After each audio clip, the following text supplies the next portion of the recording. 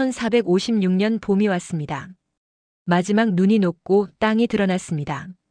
임복은 황무지 앞에 다시 섰습니다. 겨울 내내 개간한 땅은 고작 1000평 정도였습니다. 5만 평 중 1000평. 아직 4만 9천 평이 남아 있었습니다. 하지만 임복은 낙담하지 않았습니다. 대신 전략을 바꿨습니다. 큰 바위만 치우자.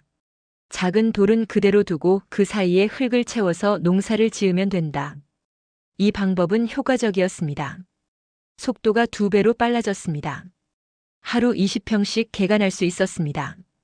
그렇게 하면 7년이면 5만 평을 모두 개간할 수 있었습니다. 온 가족이 움직였습니다. 큰아들은 아버지와 함께 바위를 쳤습니다. 12살 소년의 팔에는 아직 힘이 부족했지만 그래도 쉬지 않고 곡괭이를 휘둘렀습니다. 둘째는 작은 돌을 주워 담았습니다. 무거운 돌을 품에 안고 수십 미터를 걸어가 쌓았습니다. 셋째는 물을 길어왔습니다. 개울까지 왕복 100미터. 하루에 수십 번을 왔다 갔다 했습니다. 막내는 비록 어렸지만 잡초를 뽑고 도구를 날랐습니다. 아내는 밥을 지어 날랐습니다. 그리고 씨앗을 뿌리고 물을 주었습니다. 1456년 여름 뙤약볕이 내리쬐던 어느 날이었습니다. 땀이 비오듯 흘렀습니다. 셋째 아들이 갑자기 쓰러졌습니다. 셋째, 임복이 급히 달려갔습니다. 8살 아이가 땅바닥에 누워 있었습니다. 얼굴이 창백했습니다. 물. 아이는 탈진했습니다. 임복은 아이를 안고 그늘로 데려갔습니다. 물을 먹였습니다. 아내가 젖은 천으로 아이의 이마를 닦아주었습니다. 쉬어라. 오늘은 그만하자. 아니에요. 조금만 더. 아버지 혼자 일하시면 힘드시잖아요. 안 된다. 너희들이 쓰러지면 안 돼. 임복은 아이를 안고 집으로 돌아왔습니다. 그날 온 가족이 하루를 쉬었습니다. 임복은 생각했습니다. 아이들을 너무 몰아붙였구나. 이러다 아이들이 병들면 어떡하나. 천천히 가자. 30년이 있다. 서두를 필요 없다. 그 후로 임복은 일과를 조정했습니다. 새벽 4시에 일어나 5시부터 8시까지 3시간 작업. 8시부터 9시까지 아침 식사와 휴식. 9시부터 12시까지 3시간 작업. 12시부터 오후 2시까지 점심 식사와 낮잠. 오후 2시부터 5시까지 3시간 작업. 하루 9시간. 일주일에 하루는 쉬는 날. 천천히 가도 괜찮다. 중요한 건 꾸준히 가는 것이다. 1456년 가을 드디어 첫 수확의 계절이 왔습니다. 봄에 뿌린 보리씨가 황금빛으로 물들었습니다. 첫 해 개간한 땅 1000평에서 자란 보리. 임복은 낫을 들었습니다. 온 가족이 낫을 들었습니다. 샤샤샥. 보리를 베는 소리가 들판에 울려 퍼졌습니다. 임복은 그 소리가 좋았습니다.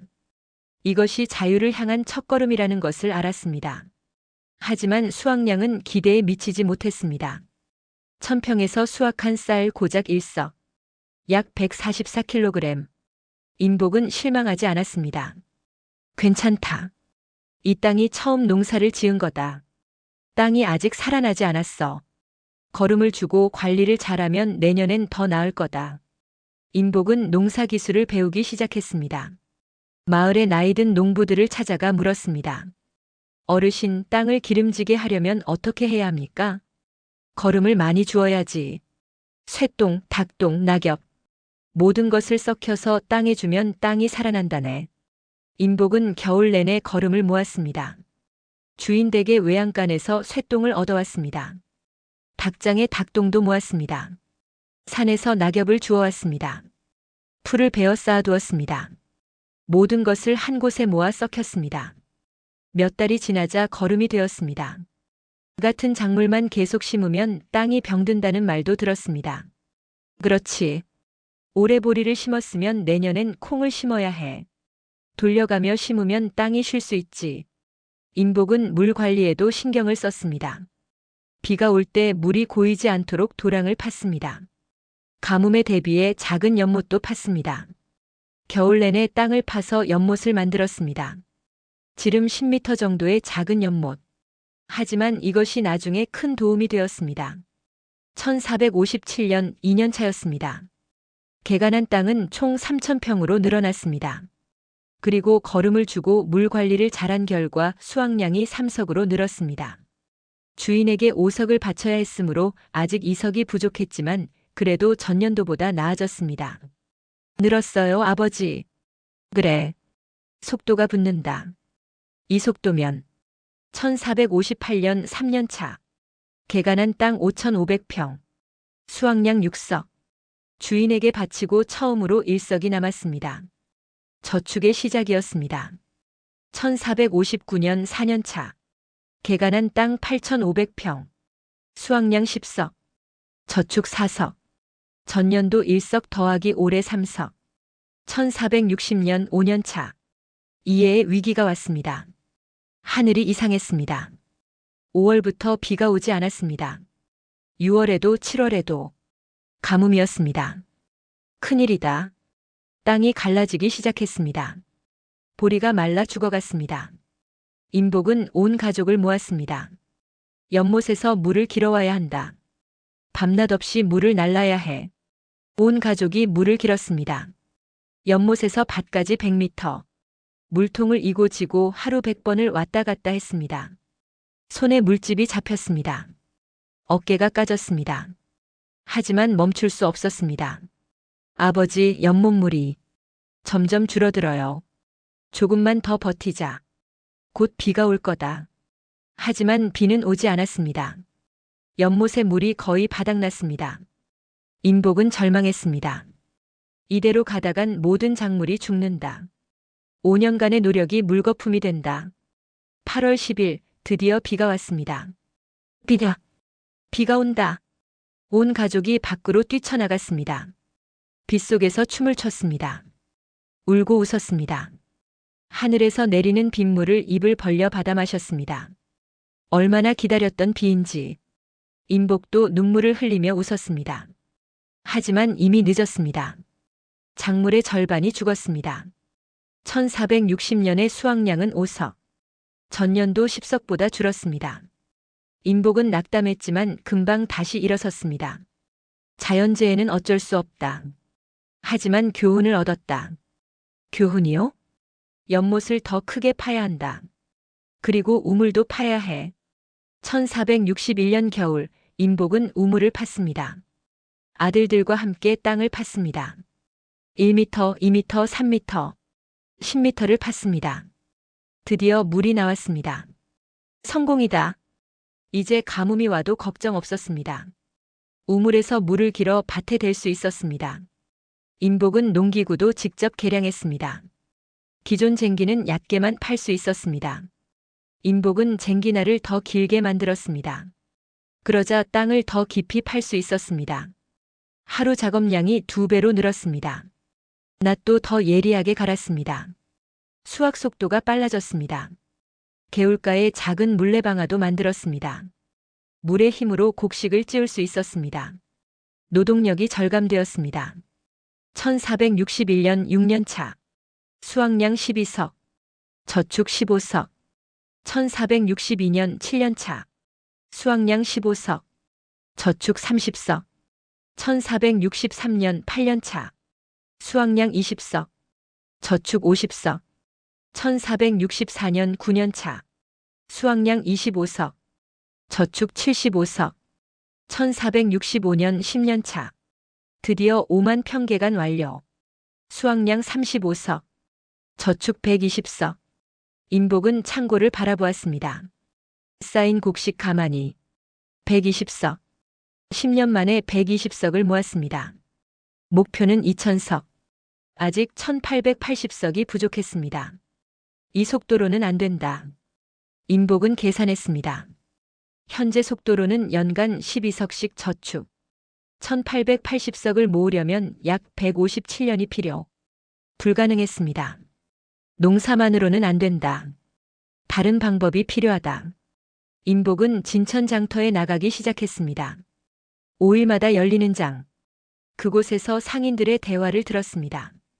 쌀값이 올랐네. 올해 흉년이라 그래. 작년엔 석당 3냥이었는데 지금은 5냥이야. 임복은 귀를 기울였습니다. 가격이 변동한다. 이것이 기회였습니다. 임복은 3년간 시장을 관찰했습니다. 그리고 패턴을 발견했습니다. 봄에는 쌀값이 최고였습니다.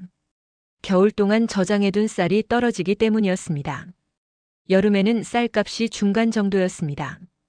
보리 수확기라 곡식이 조금 나왔기 때문입니다. 가을에는 쌀값이 최저였습니다. 수확기라 쌀이 넘쳐났기 때문입니다. 겨울에는 다시 쌀값이 오르기 시작했습니다. 가을에 싸게 사서 봄에 비싸게 판다. 이것이다. 임복은 큰아들을 불렀습니다. 큰아들아. 예, 아버지. 너는 장사 재능이 있는 것 같구나. 정말요? 큰아들의 눈이 빛났습니다. 내일부터 시장에 나가겠다. 너를 상인으로 키우겠다. 1466년 가을 수확기였습니다. 쌀값이 바닥이었습니다. 석당 2냥. 임복은 저축해둔 돈을 꺼냈습니다. 은 20냥. 10년간 모은 돈의 일부였습니다. 이걸로 쌀을 사라. 예. 가을에 싸게 사서 봄에 비싸게 팔 것이다. 큰아들이 시장에 나갔습니다. 쌀 사겠습니다. 얼마나? 10석. 돈은? 여기 있습니다. 은 20냥을 내밀었습니다. 석당 2냥 10석에 20냥이었습니다. 좋아. 거래 성사. 산쌀 10석을 창고에 쌓았습니다. 그리고 기다렸습니다. 6개월을 기다렸습니다. 1467년 봄 쌀값이 올랐습니다. 석당 5냥. 지금이다. 팔아라. 큰아들이 쌀을 팔았습니다. 10석에 50냥. 투자 20냥, 회수 50냥, 수익 30냥. 150% 수익률. 성공이다. 아버지, 성공했어요. 임복은 웃었습니다. 이것이다. 이것이 부자가 되는 길이다. 그 30냥을 다시 투자했습니다.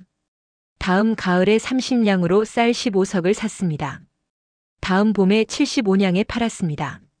수익 45냥. 복리의 마법이 시작되었습니다.